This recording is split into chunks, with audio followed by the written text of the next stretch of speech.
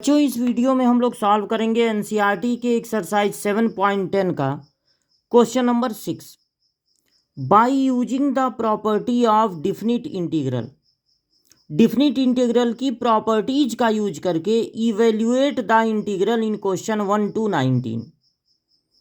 इस इंटीग्रेशन की वैल्यू पता लगानी है। तो इंटीग्रेशन है 2 से 8 पे फंक्शन x-5 और इंटीग्रेशन करना है विथ रिस्पेक्ट टू x।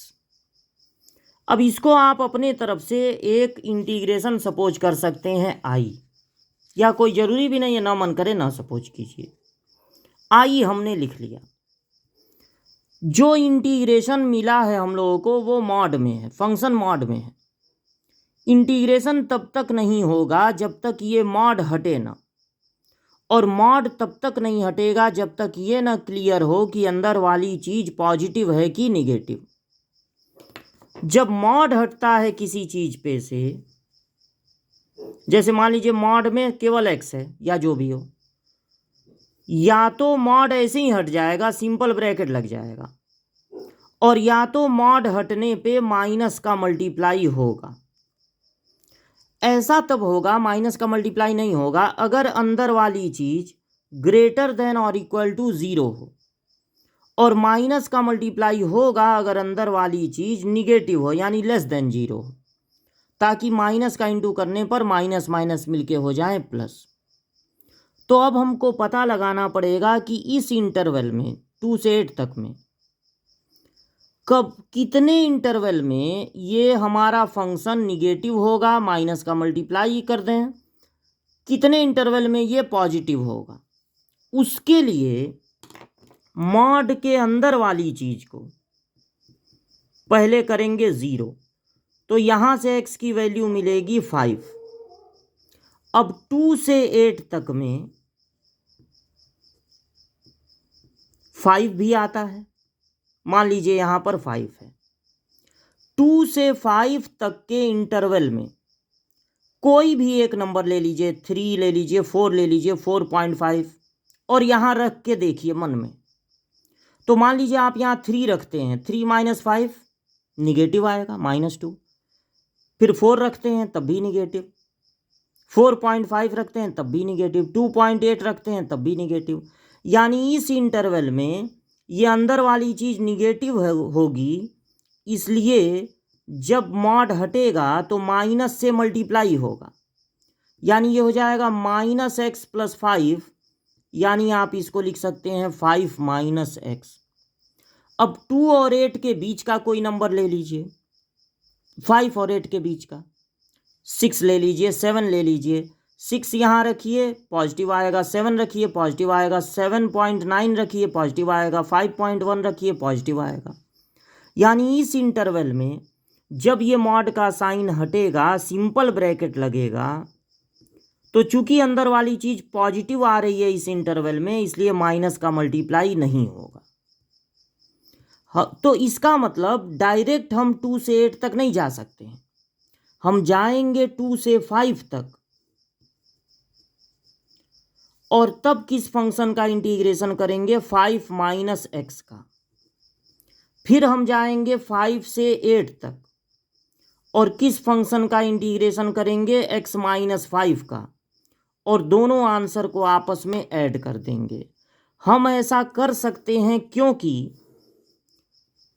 एक प्रॉपर्टी है, अगर आपको जाना है a से b तक तो आप ऐसा भी कर सकते हैं कि पहले a से c तक चले जाएं, फिर c से b तक चले जाएं, और दोनों के आंसरों को आपस में ऐड कर दें। बस शर्त यह है कि ये जो c है वो a से बड़ा होना चाहिए और b से छोटा।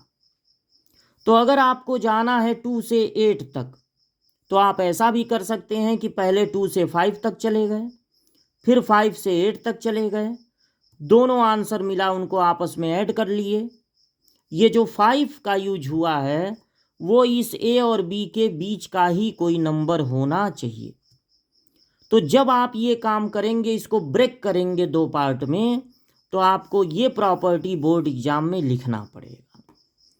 तो अब 5 का इंटीग्रेशन हो जाएगा 5x, और x का इंटीग्रेशन होगा पावर 1 बढ़ा देंगे उसी से डिवाइड, और इंटरवल है मतलब लिमिट दे देंगे 2 से 5 तक, फिर प्लस x का इंटीग्रेशन होगा पावर 1 बढ़ा देंगे उसी से डिवाइड, 5 का इंटीग्रेशन हो जाएगा 5x,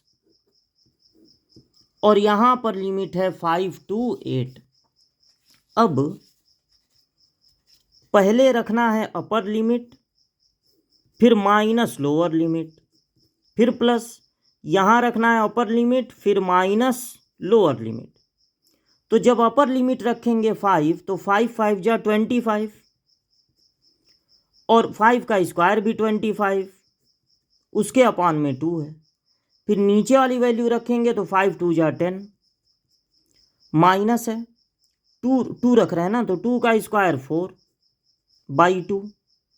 फिर अपर लिमिट रखेंगे तो 8 का स्क्वायर 64/2, और 8 5 जा 40।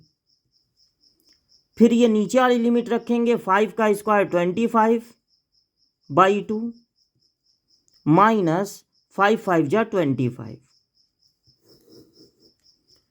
अब यहाँ पर एलसीएम हो गया 2, तो 2 का 25 में इंटू होगा 50, 50 में से 25 माइनस होगा 25, 2 से 4 कटेगा 2 टाइम्स में, तो 10 में से 2 माइनस होगा 8, प्लस इसको कैंसिल करेंगे 32, 32 में से 40 माइनस होगा तो -8, फिर माइनस, यहाँ एलसीएम हो जाएगा 2, और 2 का इसमें मल्टीप्लाई होगा 50, 25 में से 50 माइनस होगा -25, ये हो गया 25/2 -8 -8 माइनस माइनस प्लस हो गया 25/2। अब 25/2 प्लस 25/2 यानी 50/2 यानी 25, -8 और 8 हो गया 16, 25 में से 16 माइनस होगा तो क्या बचेगा 9। इस तरह से आपका आंसर हो जाएगा 9। तो अगर मॉड वाला क्वेश्चन है तो डायरेक्ट हो सकता है यहाँ से यहाँ तक न जा सके, तो ये देखेंगे कि कब माइनस का मल्टीप्लाई होगा, कब माइनस का मल्टीप्लाई नहीं होगा। तो इसको 2 क्वेश्चनों में ब्रेक करके इस तरह से इंटीग्रेशन किया जाएगा, तो लास्ट में चल के आंसर आया है 9।